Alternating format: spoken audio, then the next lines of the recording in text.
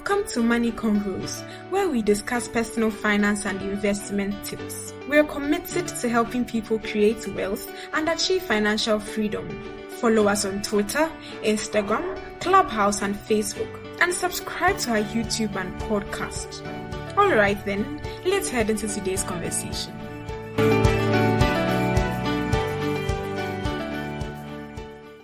Hello everyone, and welcome back to Money Convos. Today we are diving into an incredibly important topic that often gets overlooked: the power of your signature and how it impacts your finances. It's something we often do routinely, without a second thought, signing documents. But the question is, have you ever considered the weight your signature carries in the agreements you sign, whether it's legal or financial in nature? And trust me, the implications are very huge, especially in today's world.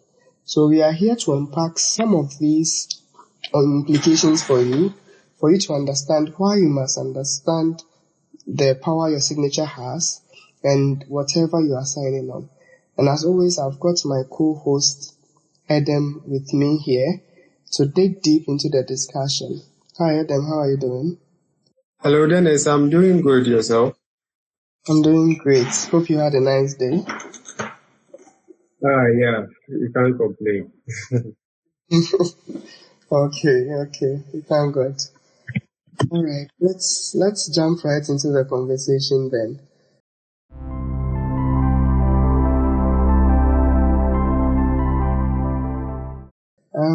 So to start, I think it's best we stress on the point that whether it's signing a loan agreement, investment contract, insurance policy, and we will get to the part where we list some of the agreements or documents you normally sign. But the point we are trying to note here, anything you sign in your life can significantly impact your future, whether your general life or your financial health.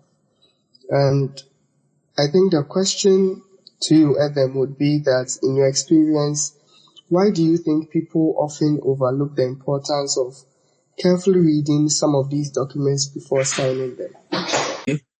People are always in a hurry to get over things. People don't like to read voluminous documents. Even sometimes if it's not that voluminous, it's a few pages. It seems like work, so they just want to quickly sign and then get over with.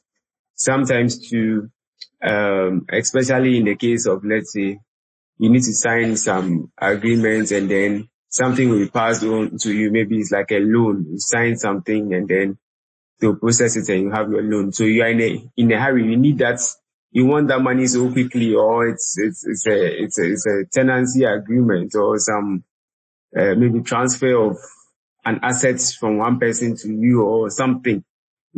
Sometimes we are too anxious and in a hurry to receive the thing and move on with our lives. So we don't really pay careful attention to maybe the fine lines or the fine details, or even try to read through the whole document to get a sense of whether we understand what is going on or not. Yeah, I agree. And I also think, in my view, a lot of people either trust the other party involved too much or sometimes feel overwhelmed by the legal jargon. And it's normal. Sometimes there's also rush to get things done, just like you said, and that rush often leads to hasty decisions. And there could also be the pressure on you, which is basically the rush to finish documents, or if you don't finish them or if you don't sign them, you lose out on an opportunity. So there are several factors that could affect some of these things, affecting people reading documents before signing them. And I want us to highlight some of these documents that we normally sign on. So this list is not exhaustive. So we have loan agreements, we have investment contracts, we have insurance policies, we have employment contracts, which are very important. We have rental or lease agreements, just like Adam mentioned. We have credit card applications, if you are in a country where it's common. We have bank account opening forms, which most of us do. We could also co-sign loans or act as guarantors for other people. And it's also very common in our part of the world, where sometimes going for a loan or something would require someone to guarantee for you.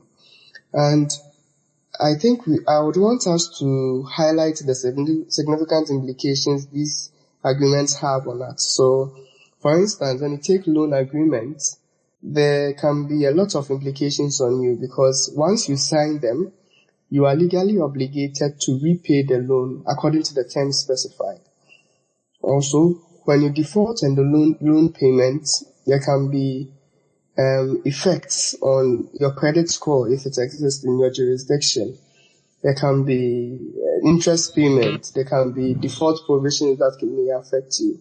And some loans require collateral. So your assets under which you secured your security could get taken. And these are some of the implications of loan agreements which may affect you if you don't understand anything, or if you don't read to understand anything in the loan agreement. So it's important that before you sign these loan agreements, you read and understand every single term in it, or seek help from someone who will understand it.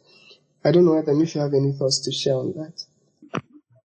Yeah, so like you were saying, it's very important to read and make sure you understand, because they have obligations, especially in a situation where you are going for a loan.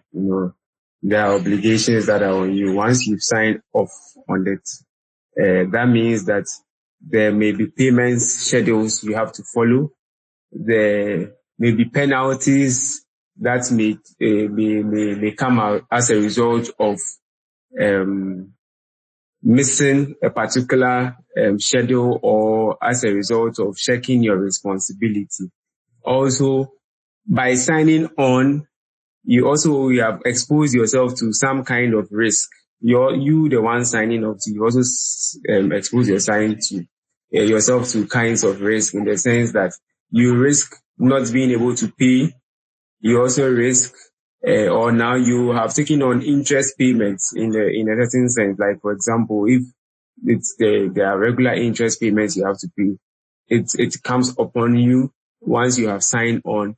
Once you have signed on to, it then means that if you put up a certain asset or something as collateral, then that collateral now, until you have fully discharged your obligations, is I think what is the jargon they call it? Is it that it's a lien or something, or it's not available to you in the manner in which it would have been available to you had it not been or is it encumbered, or whatever it is.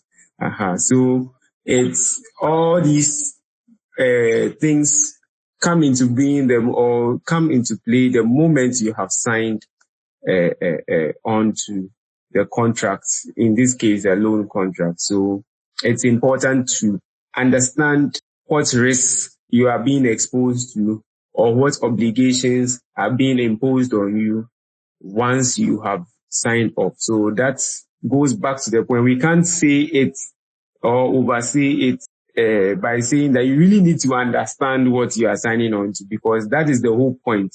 Putting your signature means that you have basically put yourself, it's like you are giving your word, or it's like you are sealing an agreement in that case. Yeah.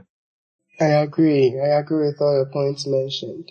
And a few other documents that we mentioned earlier were investment contracts, insurance policies. So in terms of investment contracts, when you sign them, it's important that you understand them, because one, you may have limited or no control over the investment, or when or how returns will be paid.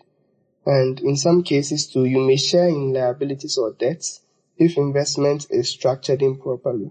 And investment contracts differ from investment house to investment house, and from asset class to asset class.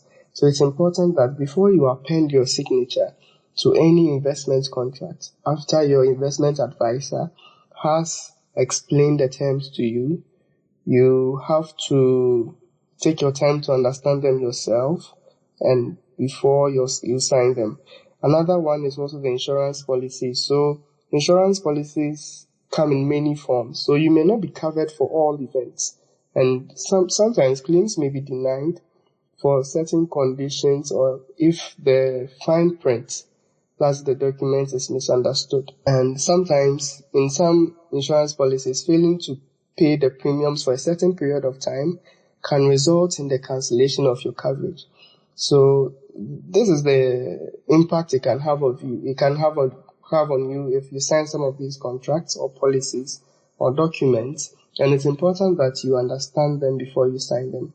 Now, one controversial one, which we normally see a lot of stories on, is employment contracts. And what implications can they have on you? One, you may be bound by the terms that limit your ability to leave the job or work for competitors.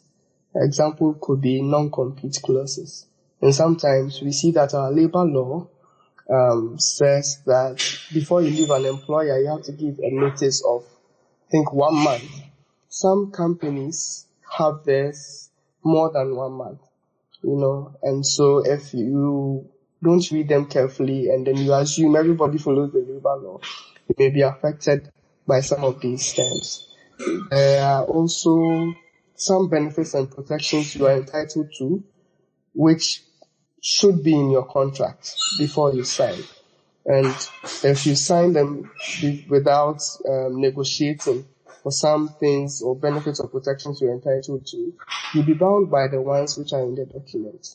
And sometimes they're also breaching clauses, which states what will happen or the penalties which will happen when you violate the contract. And so employment contracts, insurance policies, investment contracts are also documents that we normally sign on or append our signature to, and we need to understand them before we sign them. Are there many thoughts on the above mentioned documents?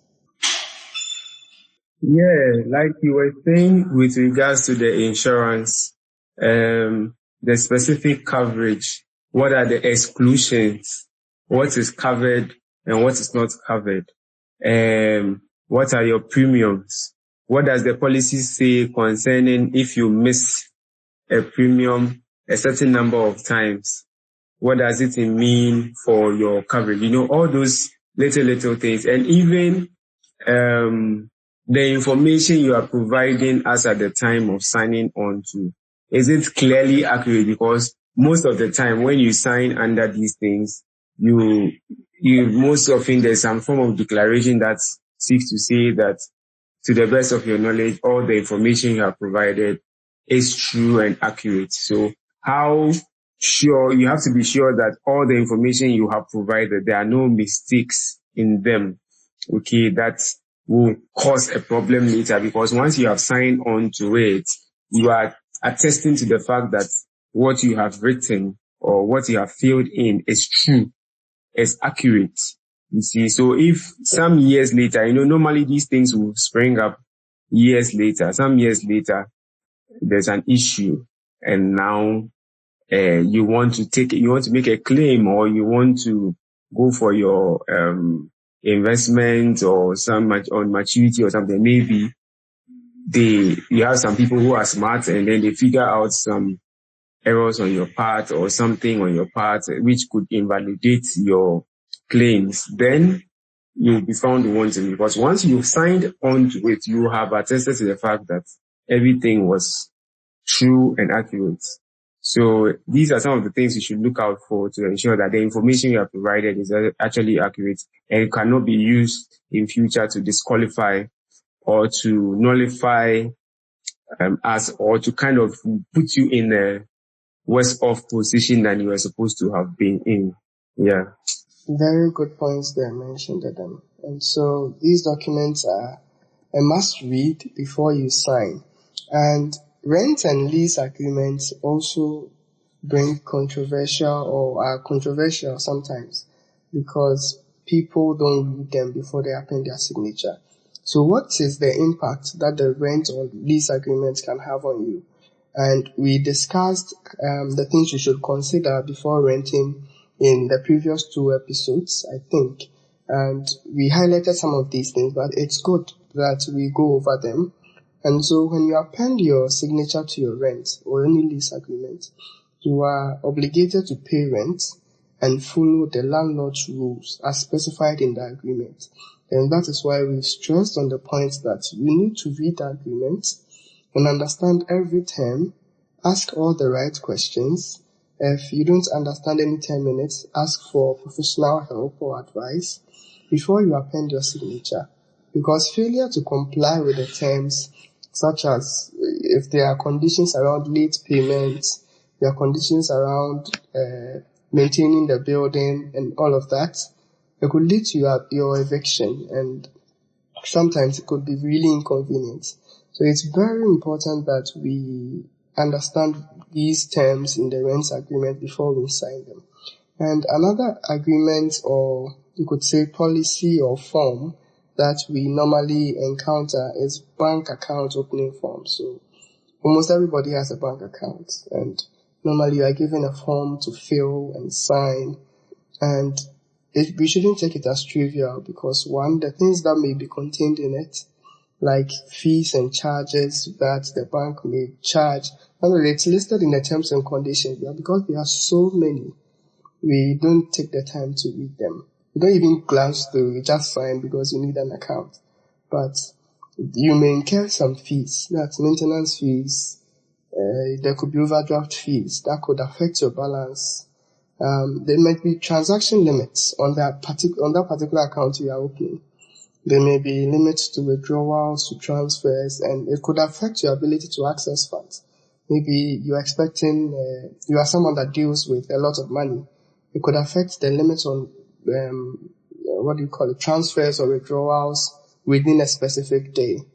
And in terms of account closure terms, every bank has their own unique policy.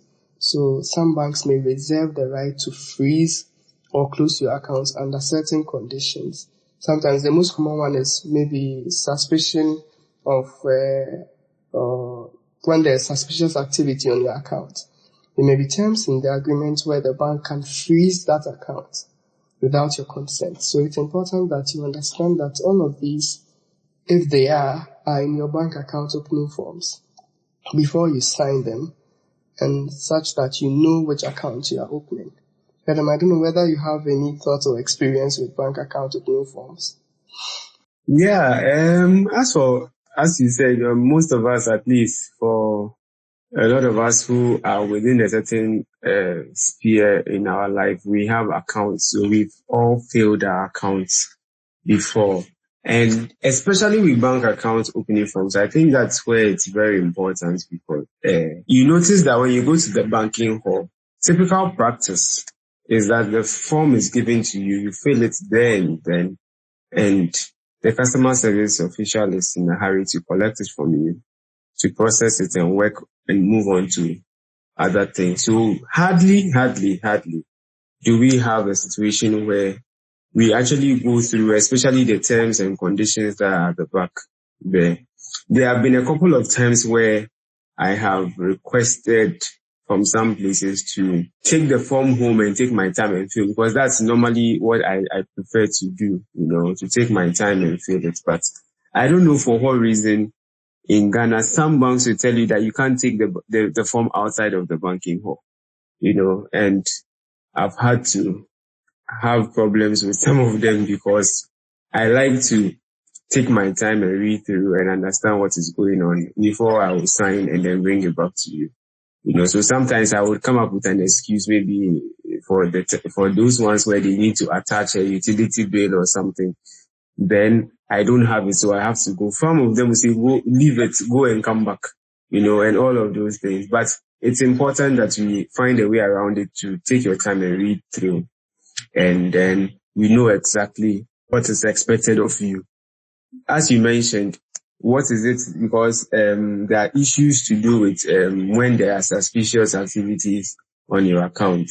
That is also very, very important, that you should know that when you sign on to open a bank account, you have also decided that you are not going to use that account for any illegal or money laundering activity. So there is these bold signs and things in most of the banking halls where they tell you that it is illegal to use your account for the purposes of money laundering or maybe drug trafficking and those kind of related activities.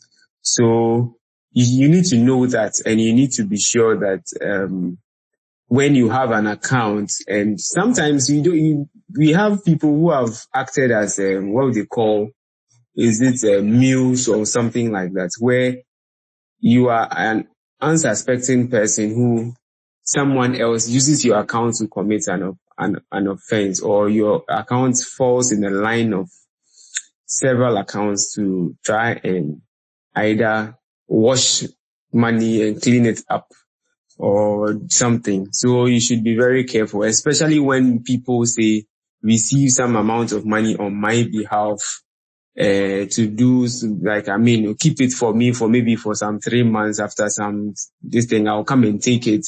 I'll give you a cut. All those kinds of things it should raise red flag, because you ultimately bear responsibility, because you have signed on to say you are not going to use your account for money laundering activities or drug trafficking or any kind of these things, arms proliferation kinds of things, sale of armed proceeds and stuff like that. So it's important that with bank accounts, we are careful what we use them for, because as most of us don't read those terms and conditions, those are embedded in it, and there are things that we need to be careful about and make sure that you just do it for legitimate business. And the thing about limits and kinds of things, I experienced that, I think just this week, I was trying to do some work for someone, so they sent me some money, and I realized that, look, I couldn't withdraw a certain amount of money in the day, so I had to do it over a period, and it can be inconveniently if you haven't planned properly. So having these ideas, forgetting that, hey, there are limits on your account, you can't do more than this amount of money, you can't do maybe this type of, especially when you're using electronic channels, we have all these kinds of limits on them. So when you are signing on, just take note of the limits and know how you plan around it. Yeah. Very good experiences there, them. And so, to our audience, it's important to note that financial institutions are heavily regulated, and so they don't joke with their anti-money laundering policies and all of that, just like Eden mentioned. So yes, please check in the details in your forms whether some of these details are in, whether the accounts can be frozen without your consent or permission. And just like he said, take note of the limits on your account, because mostly, just like he said, in the digital channels, there's a limit to the amount you can send. Just like Adam experienced, I also experienced one. So for a current account I have with one of the banks, you can't transfer more than 5,000 cedis within the day. And so if you need to pay some school fees or something, and sometimes you need it very urgently within the day, and it's their school fees or anything you are using the money for is beyond that 5,000 cedis, and you are close to a deadline, or the deadline is that day, it can be a little inconveniencing. So please check all these minor details. They are not minor, but they can be hidden in the fine print. So do well to check all of them before you sign. And another item we need to talk about is co-signing loans and guarantor agreements. So in terms of these, what are some of the implications? So for co-signing loans, the implication is, if the borrower defaults, if the person that came to you for you to co-sign for them defaults, you are obligated or legally obligated to pay back the loan. So there's a shared liability. And in case that happens, the loan can affect your credit score, or the default can also affect your credit score if it exists in your jurisdiction. And default, it can negatively impact it, just like mentioned. And on the relationship side, in case things go bad, tensions can arise. The borrower that came to you doesn't fulfill their obligation. There's a strain on the relationship. So, I think there's often this term that if the moment you borrow your friend money, they are not your friend anymore or something. I think I heard it on Dave Ramsey's show, but yeah, the relationship side is also part. So before you co-sign loan for anyone, please try to understand exactly what they are using the loan for. Try to assess if they can really pay it back before you co-sign on it. And same principles apply to guarantor agreement. So as a guarantor, you take on the same risk or financial risk as the borrower, meaning you may have to cover their debt if they are unable to cover it. And if that happens, if in case they are not able to cover their debt, it can affect your credit score if it exists in your jurisdiction. And guarantors, you can also be sued for unpaid debts if the person, the lender, or the person, the third party, decides to sue. You can also be sued for unpaid debts. And so it's important that we understand all these things, and most of them, almost everything is in the fine print. The 13-page, 20-page, 40-page documents, they always bring. So it's important that you understand everything you are signing when it comes to co-signing loans and guaranteeing for someone before you sign them. With co-signing a loan or acting as a guarantor for someone, I don't know, have you ever been in a situation like that or seen people make a mistake on that, Adam? Yeah, hello, Dennis. So, well, personally, these are some of the risks I'm not able to take or bear. So, I've not found myself in that situation before, whether it's co-signing or guaranteeing. Yeah, and basically, I know that here in Ghana, most of the time, the things we deal with is people guaranteeing for others. So where that the person misses is unable to pay for the loan, then they come after you in that situation. And like you were saying, especially to do with friends or relatives or loved ones, you should be very careful about these type of things, because once money related issues come, it turns into a transaction and relationships become something else. The relationships are not the same again after, even if the person ends up paying it completely for the period when or the period during which the obligation still remains, the relationship can be very tensed or can be very strained if care is not taken. So it's very, very important that we understand that if you co-sign, you are really putting yourself up that you are also responsible for the loan. If you guarantee, you are also responsible. Should the person be in total default, they will come after you. So it's very, very important that these type of things, if you are going to do it, then you should be very, very sure that it is something that you want to do, and you should understand it, and you should be interested in the whole process until it is over and you are discharged of your responsibility. Because like you said, as a co-signer, I think it's basically as though you are jointly and you are also liable for the loan in a situation where the person fails to make a payment. They will come after you to pay for the person, because it is, you have co-signed. It's as though the two of you are jointly holding the loan, same as if you guarantee. You are saying that if you are unable to recover the money from this person, I will come in and deal with it. Basically, that's, in a simple terms, I believe that is what it means. So, that risk is on your head until the person fully discharges his or her obligation. So we have to be very, very sure that you have done your due diligence before you are co-signing, even if it's for family, like a brother or a sister or a parent or whatever. You should be very careful and understand that if this should happen, then you are ready to pay off the money so that you can all be live in peace. Else it turns into a different ball game altogether, and the family dynamics will change. That's when you realize that two siblings are not talking to each other. Relationships have become strained and what have you, because one person feels that the other person has put them in a bad position. All right. Yeah. So sometimes we believe we are just helping out a friend or family member, lending a helping hand. But in reality, you are accepting a huge financial risk when you co-sign or guarantee for someone. So please, just like Adam said, do your due diligence. Make sure you understand whatever they are doing that they want you to co-sign or guarantee on before you sign the agreement.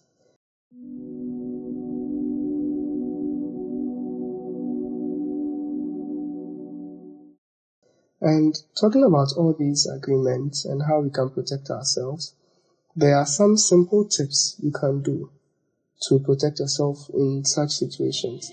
And the very first step is simple but very crucial. We've been saying it all over, but it's good to repeat. Always read before you sign.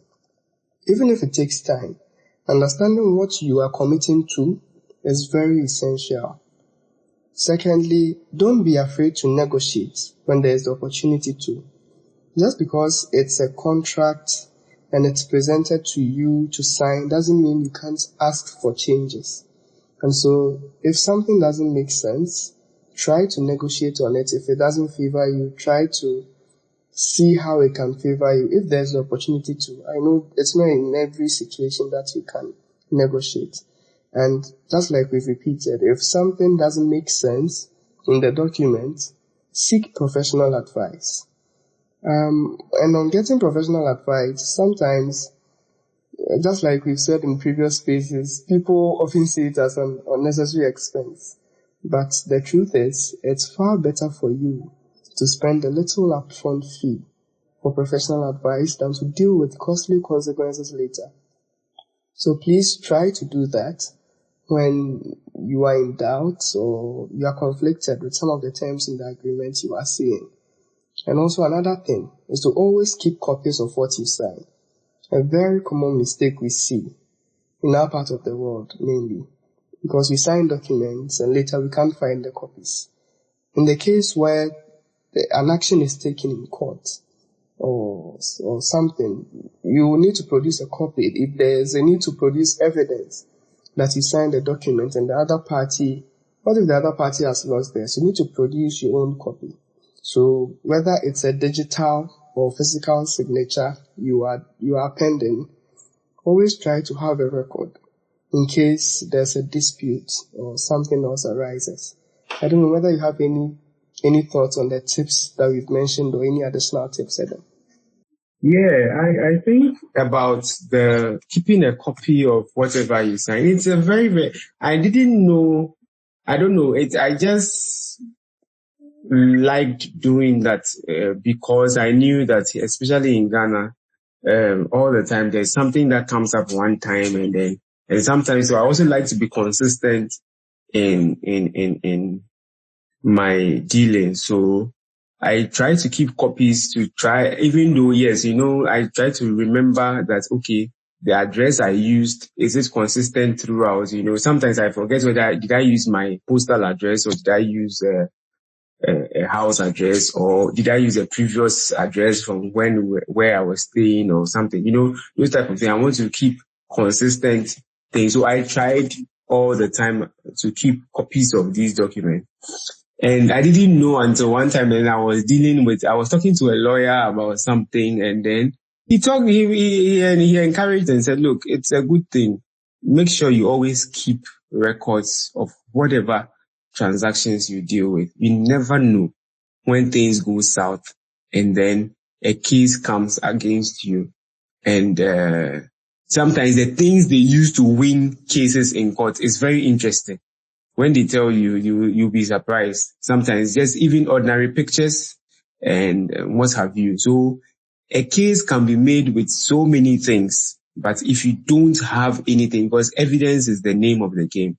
So you should have copies of whatever. And that's why, and that's also one of the reasons why I had challenges with bank or institutions when I go to fill a form and I don't seem to have an opportunity to have a copy, so, but thankfully now in our day and age, most of us, once you are here on X or listening to us on one of the podcasts, then you have access to a smartphone at least.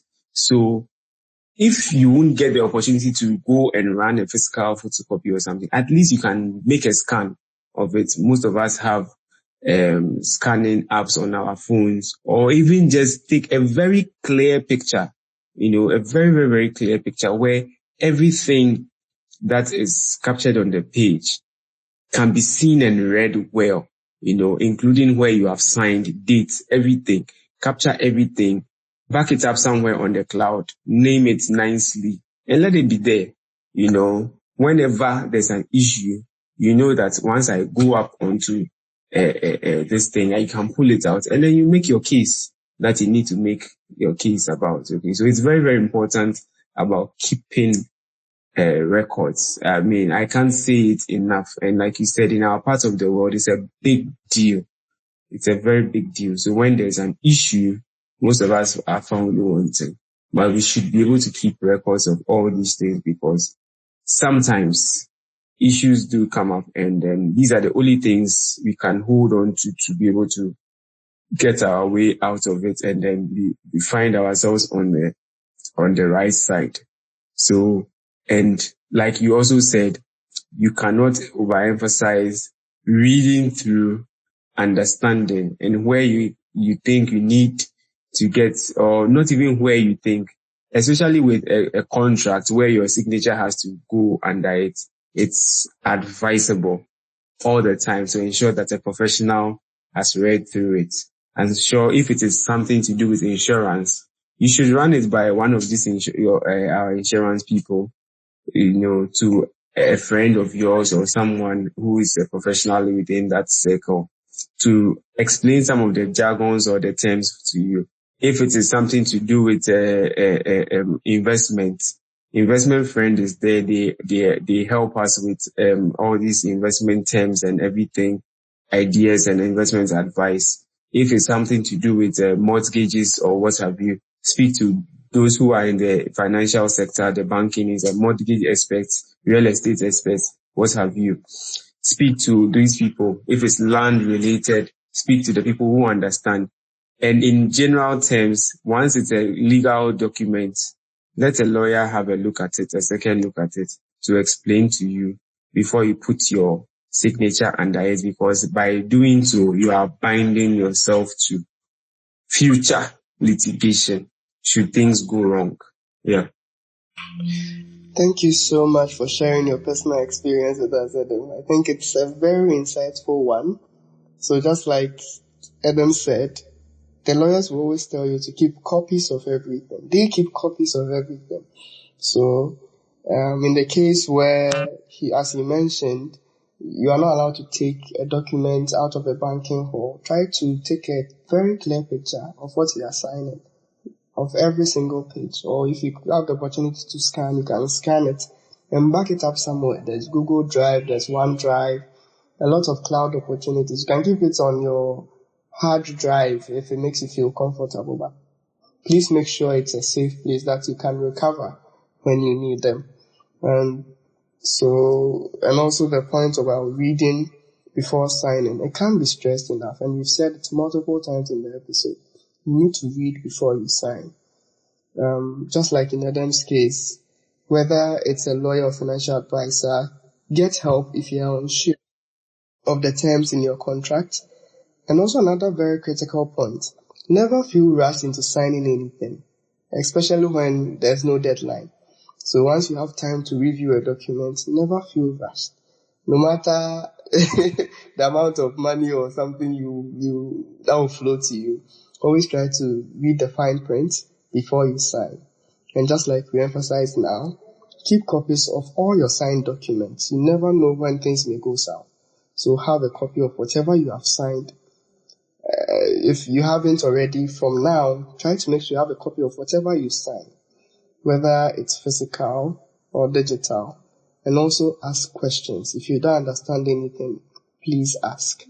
So that brings us to the end of today's episode, and I hope you have gained valuable insights on the power your signature has and how it can affect you and your future. Thank you so much, Adam, for giving us those wonderful tips today.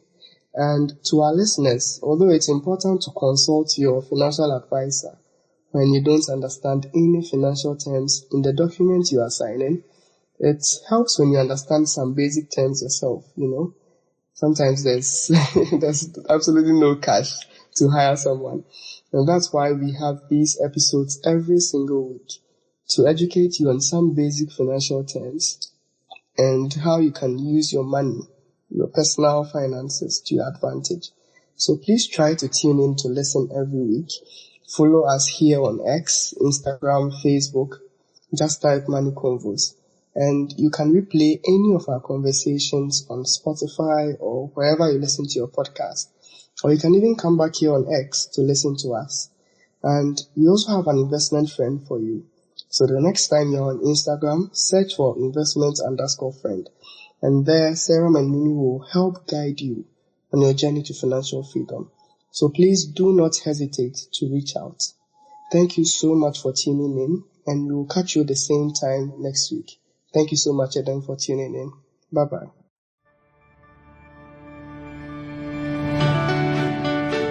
Thank you for taking the time to listen to our thoughts. I hope you learned a thing or two and start practicing. Don't forget to follow us on Twitter, Instagram, Clubhouse, and Facebook.